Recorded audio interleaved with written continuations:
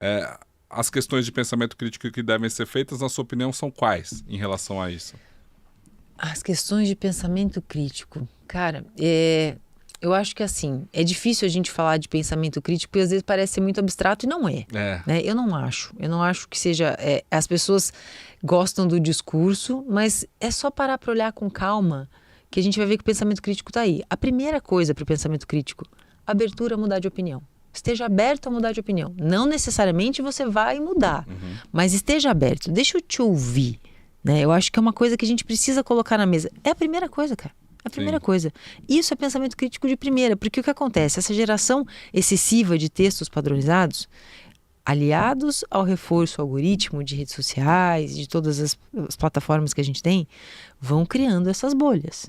Vão criando essas situações que reforçam as nossas opiniões. E é muito difícil a gente colocar a nossa opinião em perspectiva. Então a gente precisa estar aberto a isso, né? Então existe essa bolha que é criada e eu gosto muito da diferenciação que o Byung-Chul Han faz da bolha para a tribo digital, né? A tribo é essa adesão voluntária a essa bolha que é configurada pelos algoritmos. Então é uma coisa emocional ali. Sabe? A gente precisa se distanciar dessa emoção, não esquecendo que nós somos seres emocionais.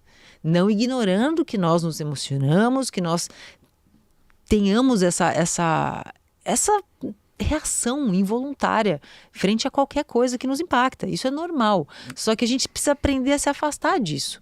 Poxa, tá, deixa eu mudar de opinião. Isso aqui é opinião. Isso aqui não é.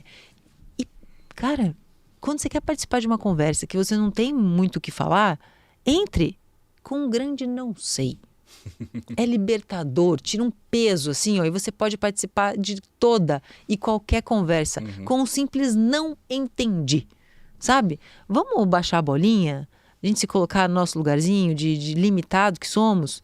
A gente está longe de saber. Você está vendo? Você está desenvolvendo um livro que você tá. E é evidentemente que é uma pessoa que está avançando, porque está te dando essa agonia. Total. Você fala, não, agora entendi. Não, e o síndrome do impostor tá aqui, ó. Tá batendo. O podcast não existia se não fosse minha síndrome do impostor. Mas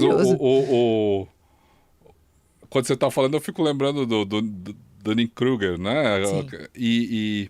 E como com mais consciência das coisas superficiais que a gente tem, ao estar... Porque, assim, a minha dúvida agora, a minha angústia, né? Eu digo, com mais consciência que a gente tem de outras realidades, ou seja, a gente é atropelado por muito conteúdo, né? Você tem essa clareza, mas você tem muito mais ciência de muito mais filosofias e textos e filósofos e gente pensando do que o seu professor teve, o seu orientador teve, ou seja, nossa geração que tem a necessidade de pensar coisas novas, sofre muito mais influências, ou seja, e ao sofrer muito mais influências tem muito menos certezas, né? Porque se a gente mantém essa cabeça aberta do não sei, significa que ao mesmo tempo que você está pensando isso, tem um chinês produzindo 500 mil outras coisas e você, ao contrário do meu pai, ou do Clóvis, ou do Karnal, você sabe que esse chinês está fazendo isso e esse material do chinês vai chegar para você no dia seguinte. É verdade. Então, a parte de baixo do arco do Dunning-Kruger, que é aquele momento em que a gente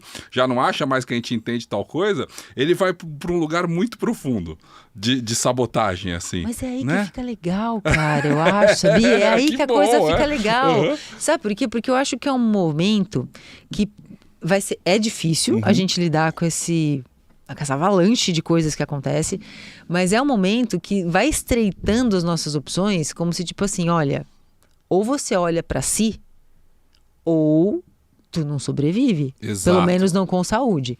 Então, assim, você precisa entender o que são valores e o que são verdades. São coisas diferentes. Verdades absolutas, já descarta. Já descarta porque não existe isso. A ciência não adota isso, Não mesmo traz. porque não evoluiria, né? A gente já sabe disso. Isso aí é até bobagem a gente discutir. Não adianta buscar a verdade. Exatamente. Adianta buscar a sua verdade, é isso. Aí a gente cai num relativismo perigoso também, exatamente, né? Então, mas assim, a gente tem que diferenciar valores de verdades no sentido assim, a gente tem verdades suficientes para um tempo, para os recursos que a gente tem de investigação e observação, para o nosso propósito, a gente falou agora dos sistemas de IA, para aquele propósito, aquela verdade que representa fielmente essa área de domínio é suficiente. Então, são verdades suficientes. Verdades absolutas são dogmas, esquecemos. Não, é impossível, exato. verdades suficientes. E a gente está na hora da gente olhar para os nossos valores, individuais e coletivos. Aqueles valores que a gente precisa compartilhar, que a gente vai ter que discutir. Porque, afinal de contas, dá conta de certa forma, articular o ambiente que a gente compartilha. Então, assim, esses valores coletivos que a gente vai ter que conversar e os valores individuais, que a gente precisa olhar, sabe? E aí a gente vai começar, se a gente tiver esse pensamento crítico, a gente vai fazer esse movimento de olhar para si e para o nosso microambiente familiar e tudo mais, e tentar estruturar essa diferenciação. Falar, isso aqui são os meus valores. Isso aqui guia a minha vida, independente de serem respostas objetivas ou não. São respostas que dão conta da minha singularidade, da minha individualidade. É bom olhar para isso também, porque isso dita como a gente vive a nossa vida.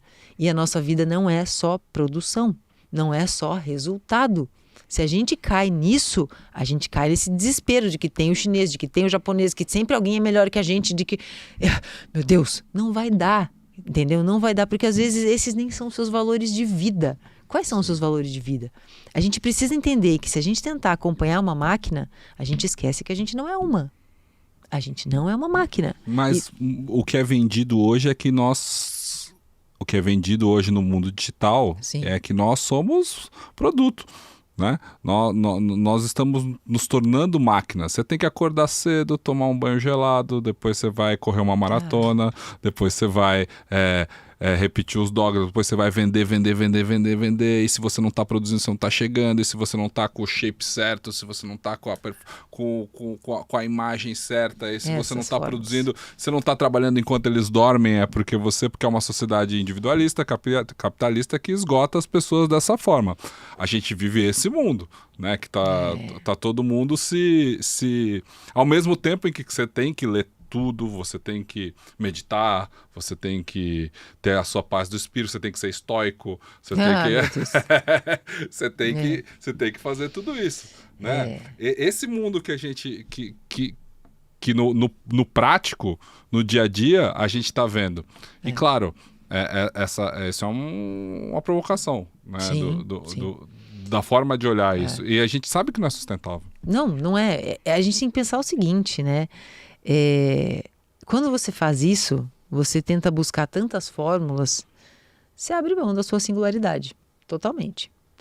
Claro que, veja, eu acredito que se existe alguma coisa, olha, você está com um problema de disposição aí, vai tomar o banho na banheira de gelo, que agora está na moda, porque vai te fazer bem. Cara, se você tem um problema, algumas pessoas já fizeram, de repente se aproximar de alguma coisa pode te ajudar, mas vá aberto a entender se faz sentido para você. É isso que eu digo, fórmulas não dão conta da singularidade, mas a fórmula de não seguir nenhuma fórmula também é uma fórmula.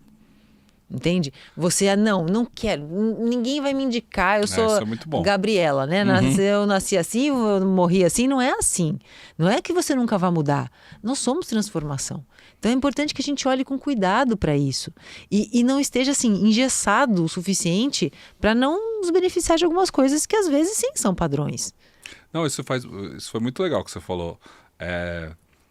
Vou repetir. A fórmula não vale para todo mundo, não dá conta da sua singularidade, mas também não viver de acordo com nenhuma fórmula. Não ter fórmula, se privar de tudo, sabe? Não é a solução também, né? Exatamente. De um sistema assim, porque é sistematizado, eu não vou me aproximar. Se aproxima, mas convida o seu eu mais interior para se impactar com aquilo. Fala, deixa eu ver se vai fazer sentido para mim. Sim. Eu acho que é isso que a gente não pode abrir mão, sabe? Porque assim, senão a gente se torna mesmo produto. E é porque, na verdade, é mais fácil a gente ter uma regra, um sistema para viver, porque dói menos. É menos angustiante. E parece, a gente tem uma ilusão de que se a gente seguir um sistema e falhar, a gente vai revisitar o sistema e vai ser capaz de achar o nosso problema, o nosso defeito, seja ele qual for. E não é assim. Não é assim. Isso talvez complique. Isso talvez coloque uma camada que deixe ainda mais escondido o seu eu mais genuíno. Sim. Então, se vai acordar cedo, vai correr tua maratona, vai pro raio que o parta. Mas calma, mas olha pra ver, entende? É isso que eu falo. Eu tenho muitos amigos que fazem esse troço de banheira de gelo. Eu falo, não, Flávio, vai. Eu falei, meu querido, você é pro inferno com esse negócio. Porque eu tremo de frio. Aqui na serra, que é menos, que é 10 graus, imagina num treco que é negativo.